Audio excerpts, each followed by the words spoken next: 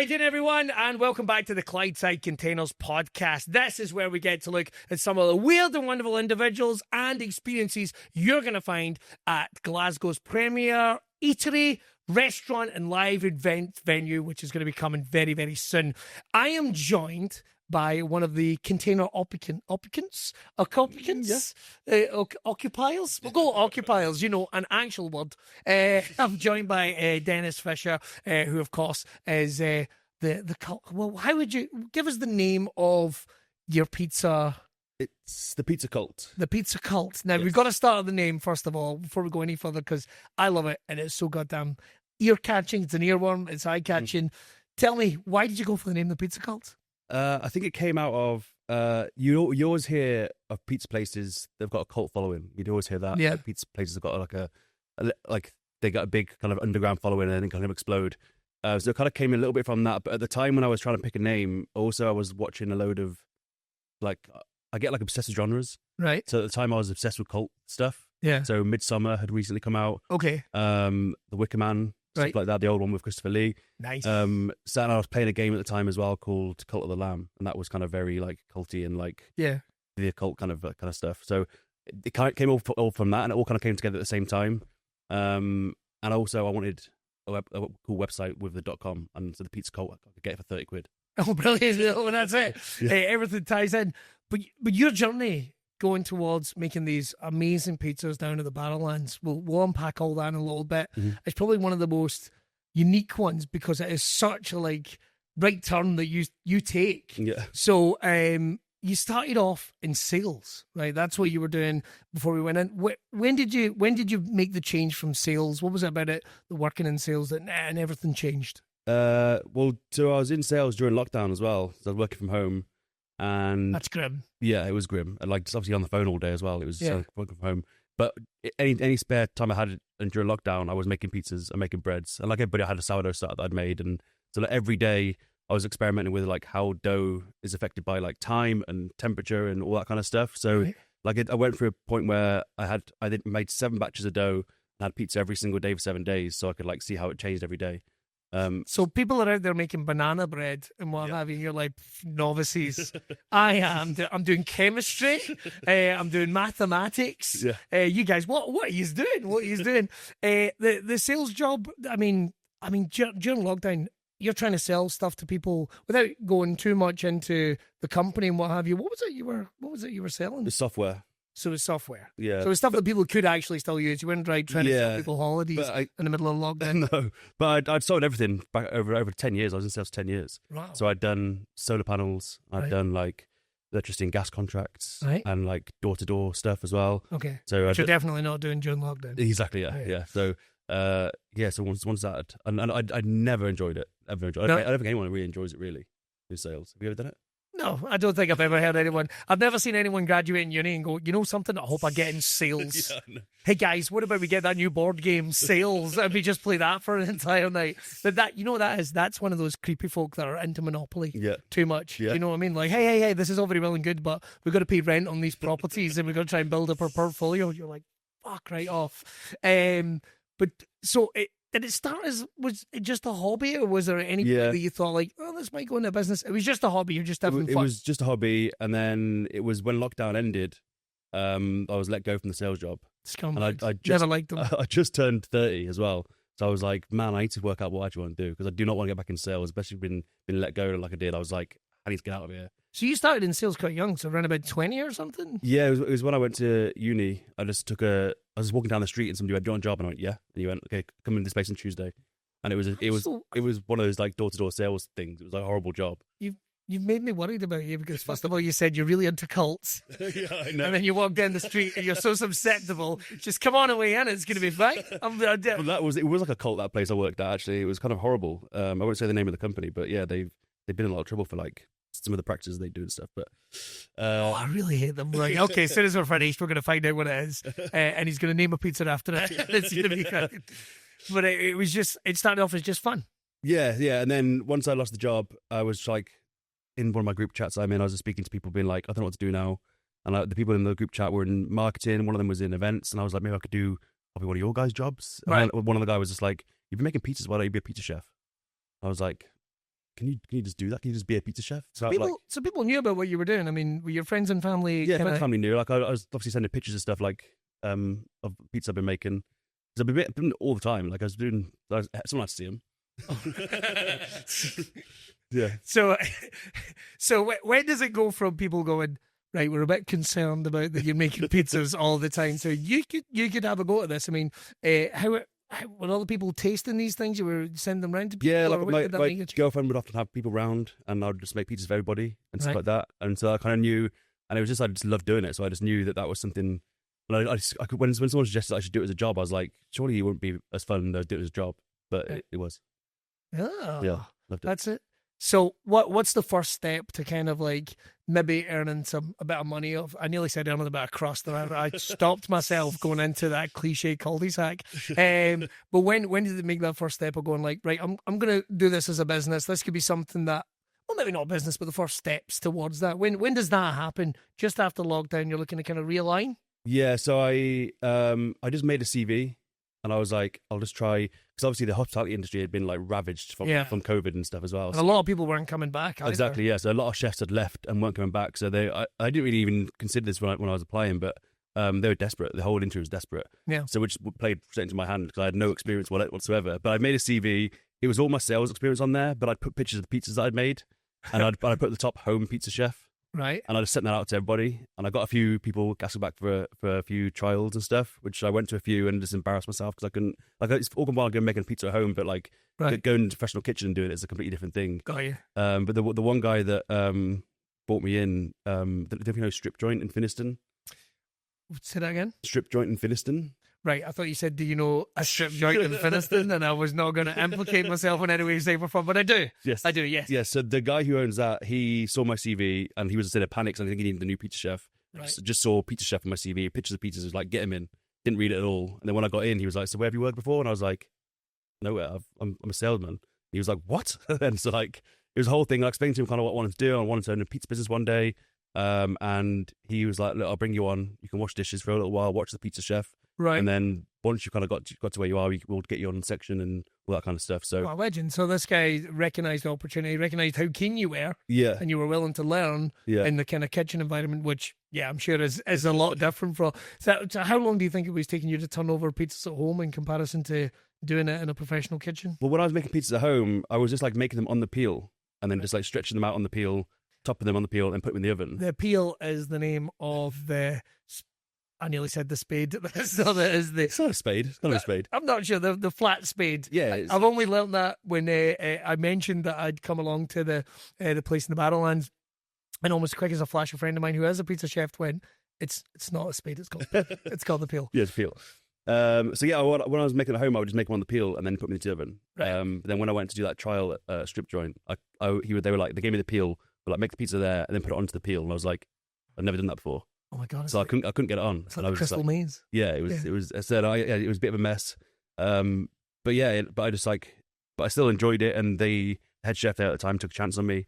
And then I did 2 months of washing dishes, watching the pizza chef work until I was allowed to kind of actually get on the section myself. So going from like a pretty cushy sales job to minimum wage washing dishes for 2 months was a kind of a big jump. But I was like, it's gonna be worth it. It's gonna be worth it. So, but. How are you feeling about washing dishes? That you're like, it's not that sales job. Are you happy about it? I didn't actually mind it because it's just you turn your brain off and wash dishes and it's fine and just like enjoy a little world. So just a little keen one to anyone want again to just do there. It's a great way to start. So we're making the jump. We're starting to make pizzas. In the back of your head, is that really when you're from like, I'd still like to do this as a business. This is where I'm going. This is where I'm. Yeah. This is just the first step. I didn't know the route I was going to take yet, but I kind of in my head I was like I could do a van. Which I still kind of do want to do eventually, but I hadn't passed my driving test yet. So it was like trying to find another route in. But at the time, I managed to work my way up in the Strip Joint to their main pizza chef left. And so then I took over the section. Right. And that I had 6 months there of just like being in charge, and the head chef kind of let me do what I want. He was like, you can change the dough if you want, you can go and do what you want. So I had like 6 months to learn loads of really good stuff there. And then the head chef there was like rock solid, and like I was never going to be able to take over that kitchen, so I had to look for I needed more experience actually running the kitchen and doing the finances and stuff. So had a look around, and I managed to get offered the job of the head chef at Franco Manca, Right. I don't know if you know that place. Yeah. Yeah, there's quite a few of them dotted around the I country. think there is, yeah. But yeah, I was definitely not qualified at the time to take a head chef job. I'm just doing like working in the industry for like. I think, There's a pattern forming here, and you just taking a jump. Let's go for it. Let's go for it. Pretty much. But I and like it was a lot different going from, doing. Sometimes strip joint can be quite quiet during the day, so sometimes we do like 30 or 40 pizzas. So then going to Franco Manco on a Saturday, because right in the city centre, we'd do 600 pizzas a day. Whoa! And it was a big jump. And how many do you think you were doing in the home kitchen in a week? Do you think? Well, like normally one a day we would do. Oh wow! Yeah. So you went 7 a week. 30, maybe 60 yeah. to 600 odd. Oh yeah. God. Yeah. That's going to be a big change. Yeah. We're talking about changes, like jumping back just a second. You said there when you were put in charge of the section and they were saying you can change the dough and all that type of thing.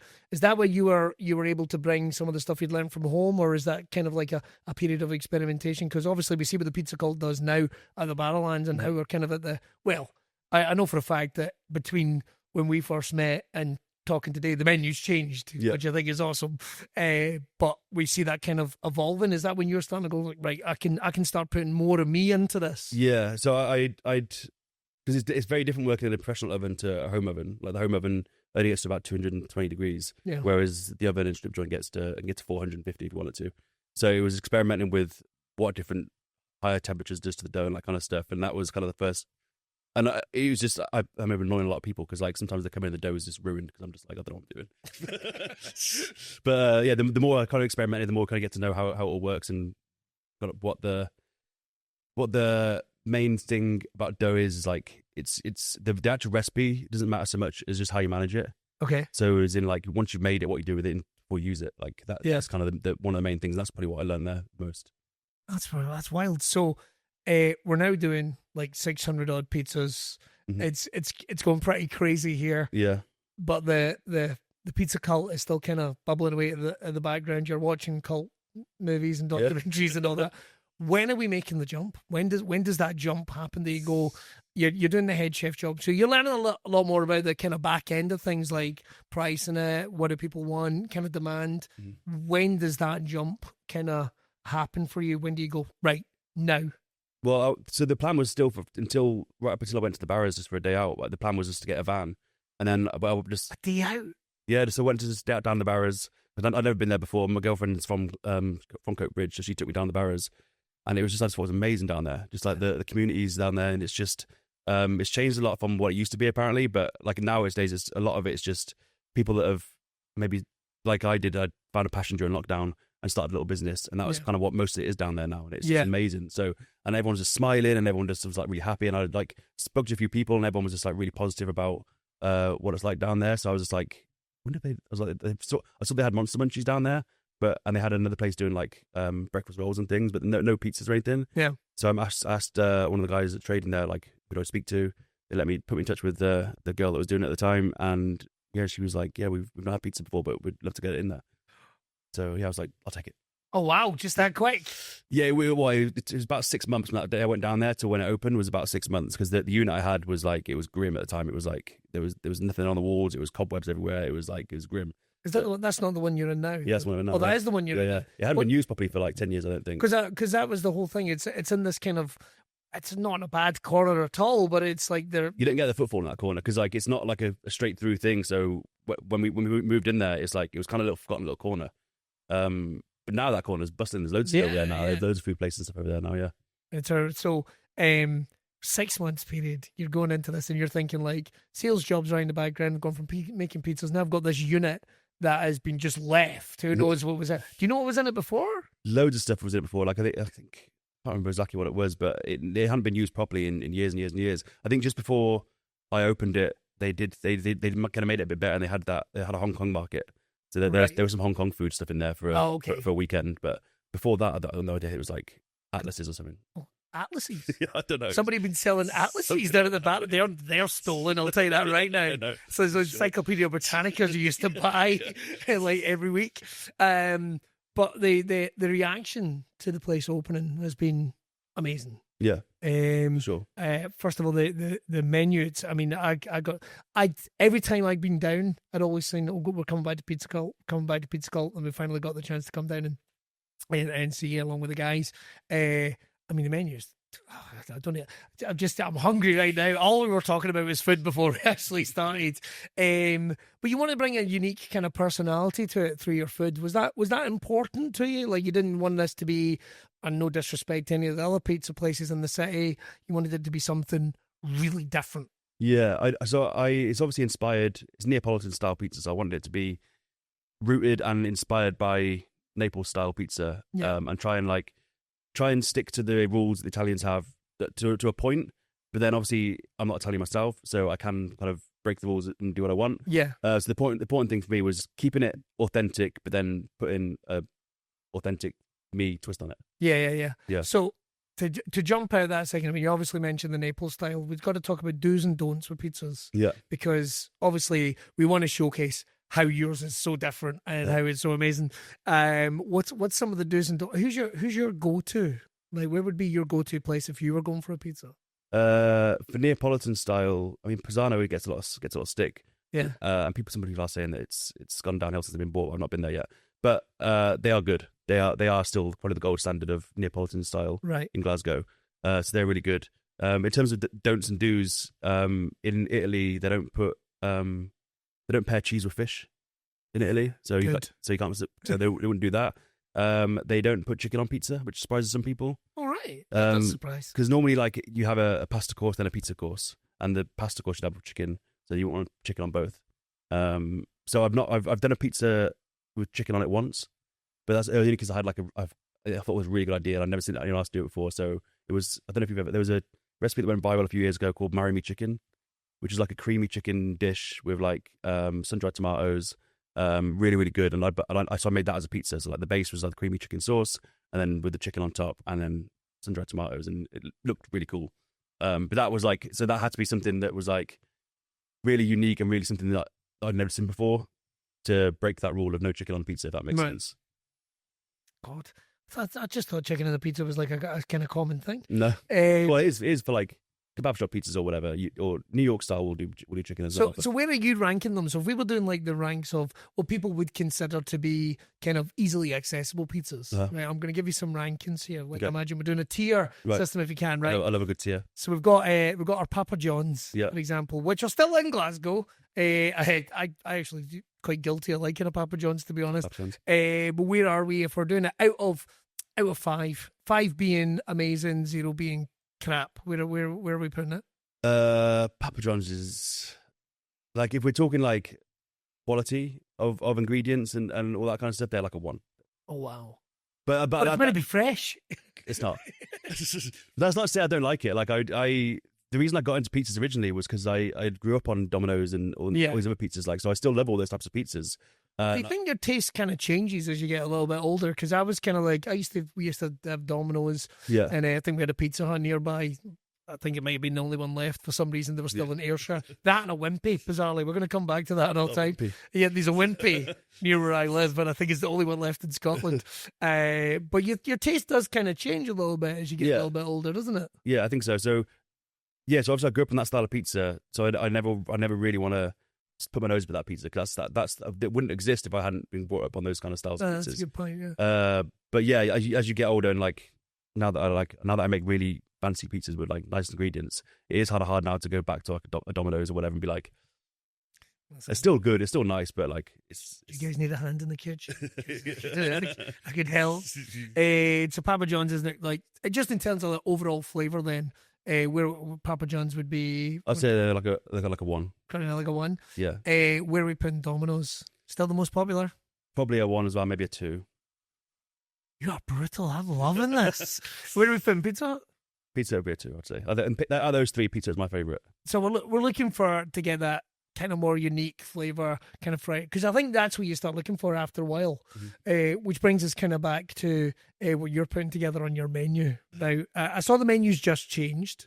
I think we might have been some of the first people to get that side. Oh my God, the one with the honey truffle? Goat's cheese with Jesus truffle Christ. honey. Yeah, that's really good. It's not right. It's not right. And the worst thing is I told my wife all about it and then scranned most of a box on my own. It's like, did you bring any home? It's like, no, I didn't bother. Me and Nathan, I think, had a bunch of it. Kind of, I'll level with you. You know something's good when you're kind of sitting laughing to yourself, kind of enjoying it. Yeah. But talking us through your menu, because again, like, to your average person on the street that maybe hasn't experienced the kind of that are pepperoni, that are Hawaiian. Not that there's anything wrong with any of those. Yeah. That are pepperoni Hawaiian. You're bringing more unique flavors and more unique combinations to them. What's the ones that you consider to be your favorite on your menu? First of all, so my favorite at the moment is Nduja. Nduja is I don't know if it's quite a newer thing, but a lot of people haven't heard of it that I speak to. And I mean, I've not heard about it. you. No, I know all about it. Nduja, my favorite Pokemon. Sounds like a threat. Nduja, it's like not before you buy me dinner. What is Nduja? So it's like a spicy, almost like always spreadable sausage. So it's like meaty, spicy, really fatty, kind of a little bit greasy. Right. So like you put like little blobs over the pizza, and then it's like almost a little bit crispy as well when it cooks. So it's just this amazing like big flavor bomb when you take a bite. Sounds amazing. It's really good. Yeah. So I do a pizza called the Cultist at the moment, which is ventricina salami, Nduja, and then I put extra cheese and chili flakes on it with some basil, and that's really good. And you get extra hot honey on it as well if you want. That one's really honey, man.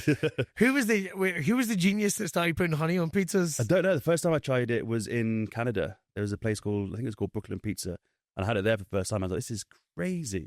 It's insane, but it was amazing. Why is everyone not doing this? Yeah. So there's a lot of people, most places in Glasgow do it now, to be fair. Let's just say you did it first. Okay, yeah. Well, they're not going to be able to. Yeah. We'll get that clipped off. Like, so you were the first person to do it. I was actually the first person in Glasgow. Wow, I heard the world. Talk us through some of the other ones, because again, like, everything is so unique. And what I loved is when we were standing watching, people coming up and checking in your menu, they were checking on their phones, and you can see, like, not one person walks away, like, particularly when they're trying to, they're maybe check, what we fancy them for dinner. If they walk up to the Pizza Cult, they're immediately going, I'm having that. There's like something for everyone on the menu. Yeah. Some of the other favourite pizzas that you've put on there. So everyone always wants a mushroom one. So we've got a truffle mushroom one on at the moment, which is really good. But I always try and have like a meaty, spicy one, a mushroom one, a veggie one, and a vegan one. Kind of the staples. So with vegan, the one I've got on, I've got the marinara is always on. Marinara is just like, we use San Marzano tomatoes. So it's a base of San Marzano tomatoes, fresh garlic, extra virgin olive oil and basil and some dried oregano. Yeah, that's just really simple. But they say you can judge a pizza chef on their marinara because there's nowhere to hide with the marinara. It's just the bread and the sauce and a few little bits, no cheese or anything like that. It's kind of hide behind. Right. But that one's really popular. I was kind of surprised how popular that one was going to be because I was like, it's got no cheese, and no one's going to buy that. Then put it on, and it's one of my best sellers. Do you think obviously there's a combination of people seeking you out and what have you? I can see like on socials you're very active on there, and people are, what I think is awesome actually, it's maybe coming off lockdown, is people are so keen to go, went to Pizza Cult today, this was amazing, got this pizza. So as much as people might complain about influencers and what have you, it's not influencers that are doing it, it's members of the public because they want to show off how awesome this food is. Do you think a little bit of it comes from the location because it's almost like not meant to be there, this type of quality? I've been taking nothing away from any of the other amazing foods that are down there. We've got plenty of friends down there that hopefully, we'll be talking to some of them in the next little while. But in terms of, do you think a little bit of it is that unique location? Because you're getting all these different generations that are coming up and finding your pizza. So we're finding like people like our parents' age, people like their kids and younger, they're all kind of coming together and finding your pizza. Do you think a little bit of it comes from the location? I think so. I think also as well, because I'm kind of hidden away in the corner. Yeah. It's a bit of an adventure for people to come and find me.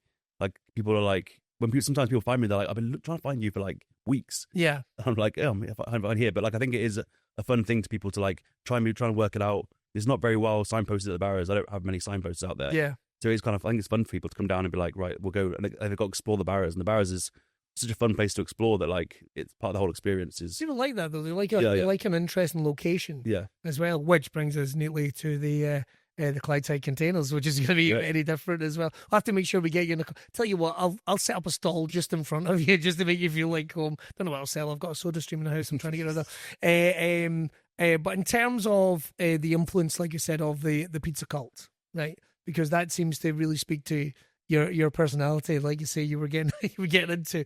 And I did notice that every film got a little more scary than the other. Like Midsummer, the original Wicker Man, which still gives me the creeps. Yeah. Never seen the Nicolas Cage remake? I have. It's worth every second. The bit with the bees at the end. The bees. I've never laughed so hard it's great, isn't it? at a film in my life. I had a pizza on the menu for a little while called Not the Bees after that bit.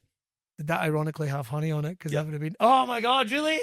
Got to bring it back for Halloween. You got to bring it back for Halloween. Yeah. Is it important, you think, to bring elements of not just what your sort of culinary tastes are, what your interests are? Because like when we were talking the other day, you were saying all the foods, all your ingredients are fresh and they're all from very different places, and you wanted them to be top drawer. Yeah. Was that really important to you, that your kind of taste and your kind of wants and interests was what you were putting on the menu?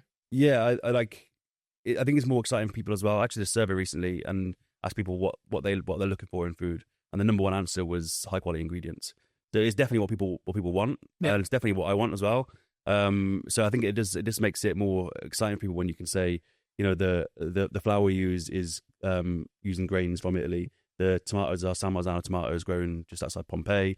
Like all these kind of cool little bits just make the whole kind of experience a bit more exciting for people, I think. And so not just the flour and the sauce, but like the sausage I get shipped up from London. There's a brand that I really like. So I have to order that like a week in advance to make sure that it gets there in time for the weekend. All little things like that, I think, just make it more specific to the brand rather than having just like a generic cheese from Tesco or whatever, you know what I mean? Well, exactly. You don't want something that you can make in your house. Exactly. You want something that's going to come out. With the location again and the menu, you can get characters down at the Barras. Yep. Right. I think that would be fair to say. Mm-hmm. No disrespect to the good people at the Barras. Well, I know for a fact, a mate of mine's had a record stall down there, and every week a guy would come in with a giant plastic bag filled with pens. Yep. And we'd talk to him about these pens for like a good half hour. Yep. And then off he'd go, and you'd never see him again. And he always wanted to go, where did he get the big bag of pens? Yeah. What's some of the interesting characters you've had down there already? Well, I get that pretty much every weekend. Somebody coming trying to sell me pens or razors or like just like shampoo and stuff like that. And I'm just like, where are you getting all this stuff from? You ever had any like real kind of, I don't want to say buckleheads, you know, guys coming down and go, I'm actually Vidal Sassoon. You know what I mean? Like, I think I'll find I am actually Mr. Domino's. I can tell you how to make pizzas. Have you ever had anyone like that yet? No, I do get people from other pizza places being like, I've heard about you and I want to come in. We'll try it. Oh. Some of them will tell me where they're from. Some of them are like, I'm not telling you where I'm coming from. I'm like, oh, okay. Really? Top secret, yeah.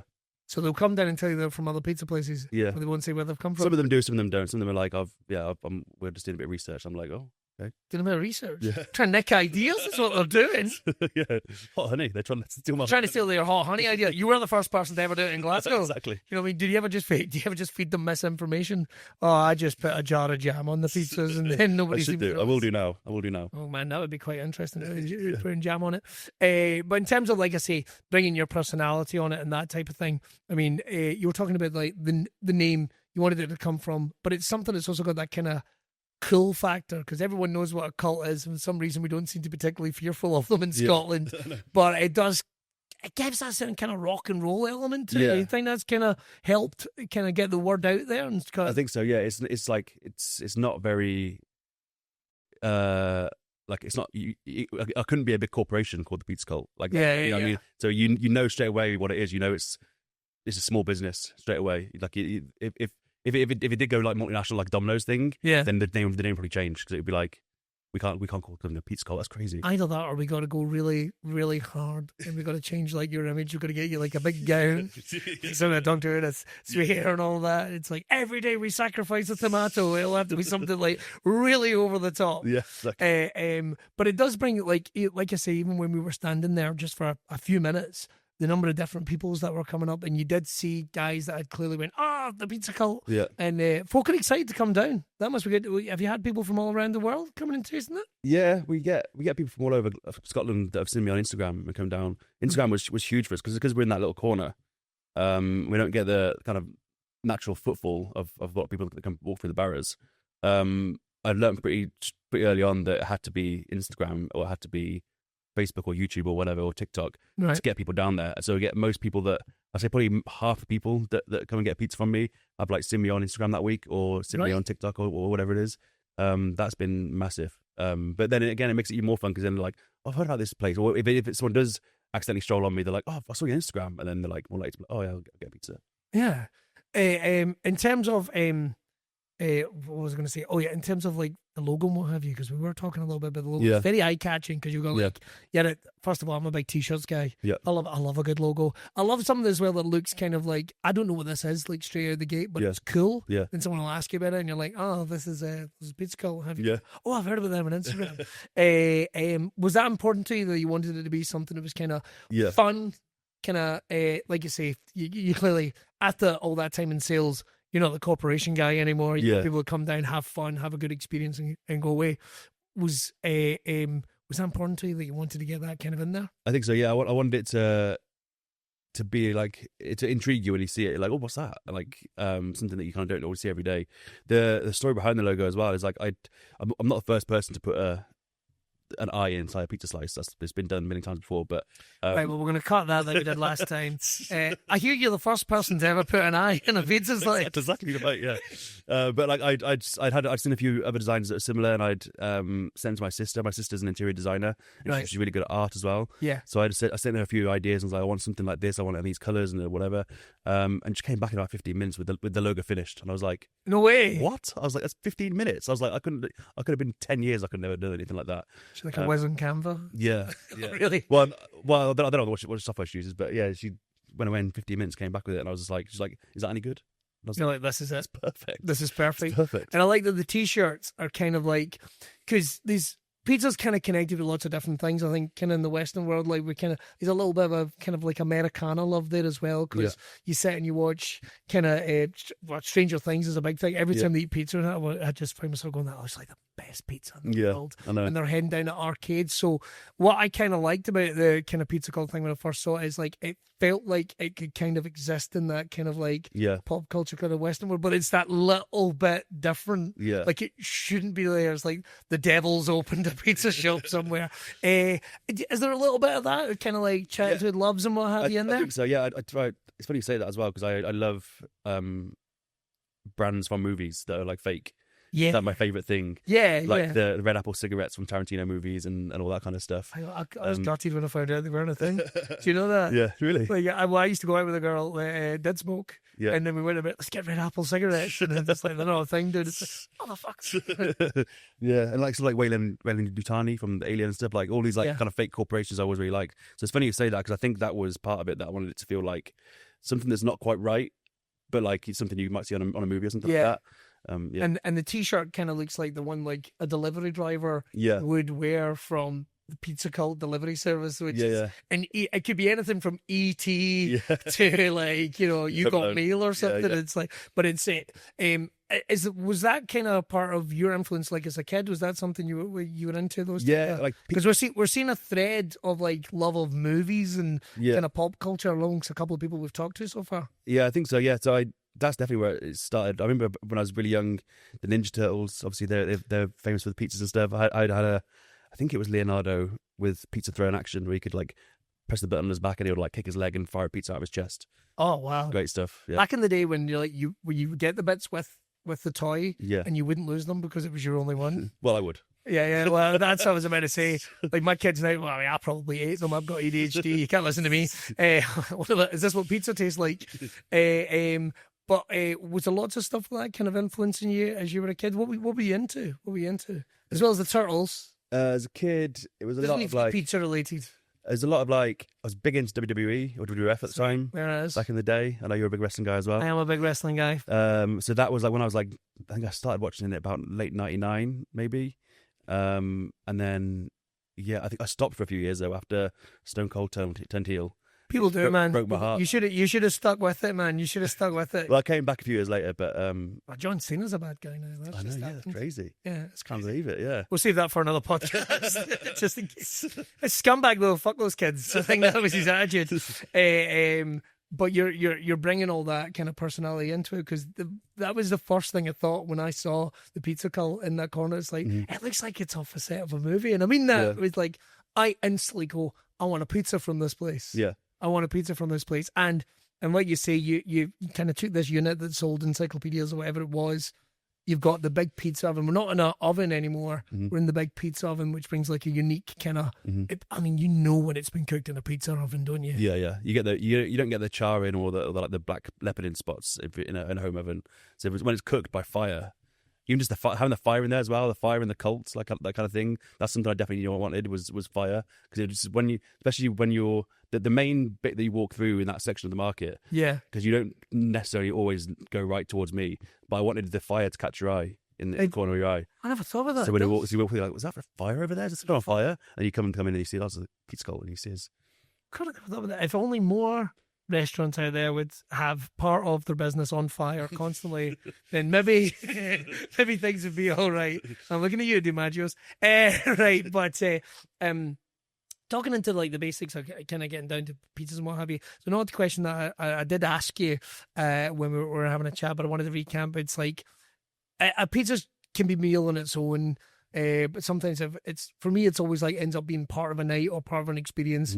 Like I'm like Pepsi guy with a pizza. It sounds like an odd thing for some. Is that Americana? Is that ET thing as well? Yeah.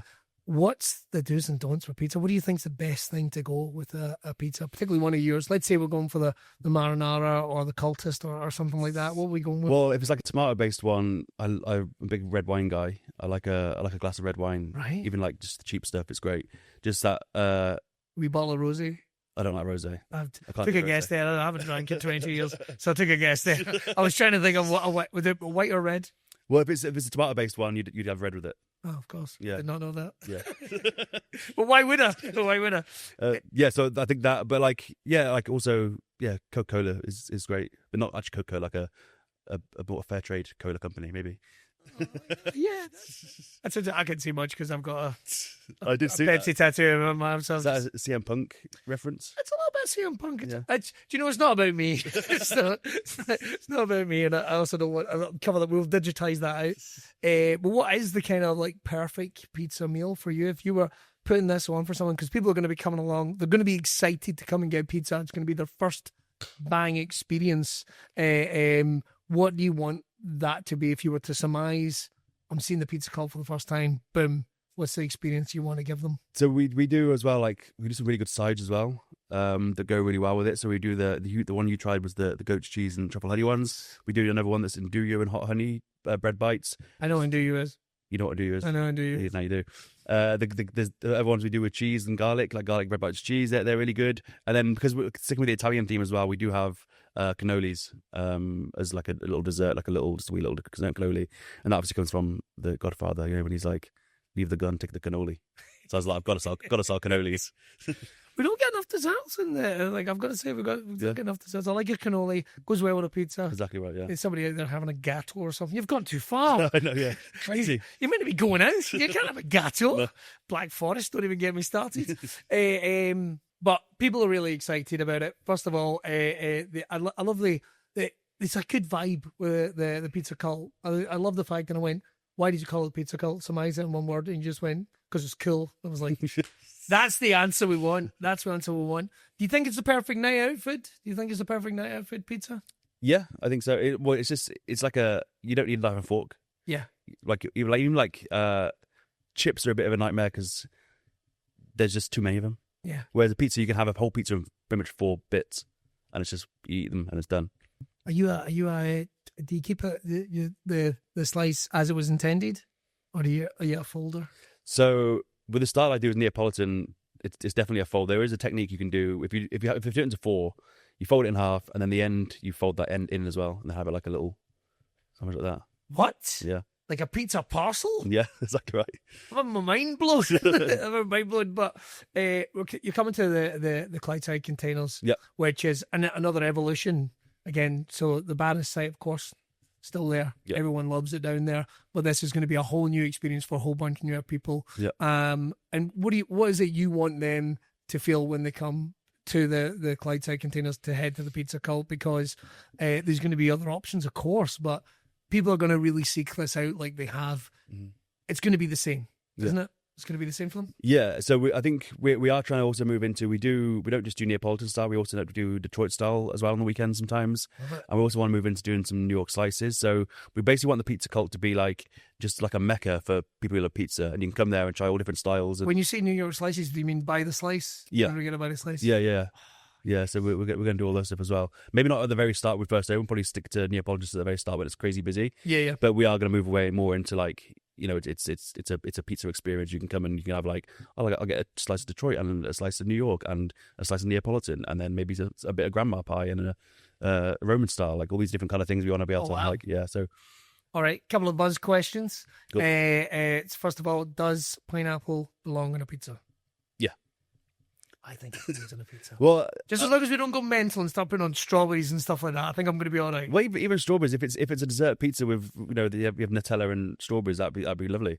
My opinion on what goes on pizza is it is just bread essentially, and we're just putting stuff with bread essentially, and so nothing is off limits for me really. The only thing I don't like on a pizza is I would never put raw mushrooms on. Just because you put a raw mushroom on, it doesn't have time to cook properly, so it will just go slimy. So you're eating just slimy, horrible mushrooms. God, who would do that? Loads of places do it. I go to so many pizza places in town that will have raw mushrooms. Yeah, wait, none of that Pesha Pizza Cult. We'll tell you that right now. True. You're excited about coming to the Containers, yeah? Yeah, I can't wait. So it's where are we now? We're like not far off now. I don't know when this is going to go out. But we're not far off. Yeah, it's going to be crazy going from just 2 days a week to something that people can have 24/7 pretty much. It's going to be amazing. Oh God! And more t-shirts on the way? More t-shirts are on the way. I met with the artist today and they're coming soon. They're going to be, there's a whole new design on the back. It's going to be amazing. Now, the one thing it does scream is like fun. Like it really screams fun. Are we going to have more and more interesting pizza names?